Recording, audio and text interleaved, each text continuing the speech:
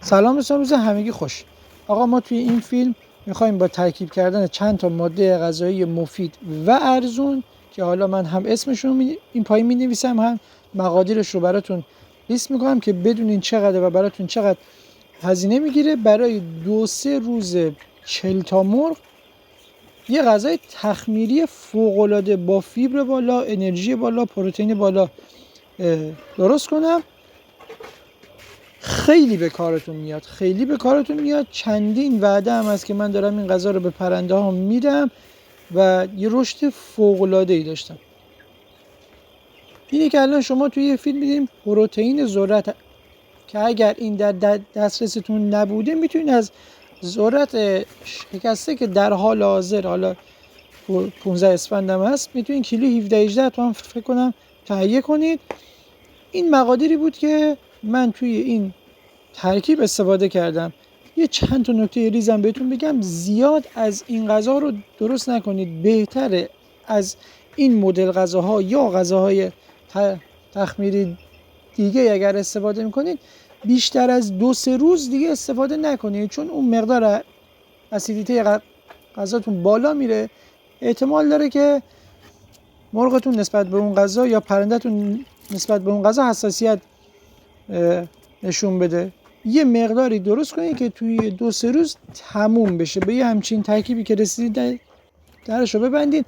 حداقل 24 ساعت، حد اکثر 40-48 ساعت بذارید استراحت کنه، بعد درش رو باز کنید، یه همی بهش بزنید. حالا دوستان اهل دل میدونن که با چی دیگه این کار رو انجام میدن. تخمیریه.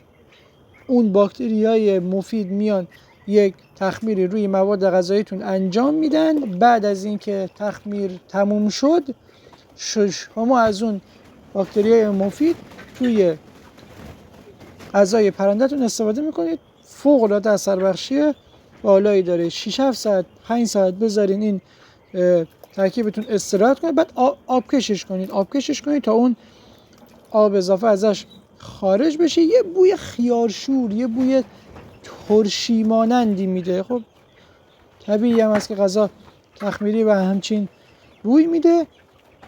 بعد دقت کنید اینجا من که این غذا رو برای پرنده ها میریزم، پرنده ها کاملا سیرن. تا اینجا که اومدین دکمه سابسکرایب رو هم بزن.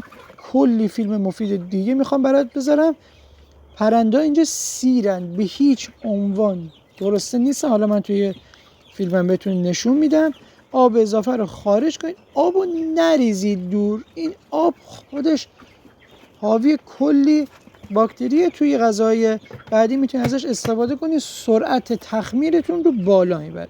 من دیگه اینجا رو کات نکردم که هیچ شبهه ایجاد نشه. ببینید با این که پرنده ها کاملا سیر بودن به شکل وحشتناکی به سمت غذا حمله میکنن.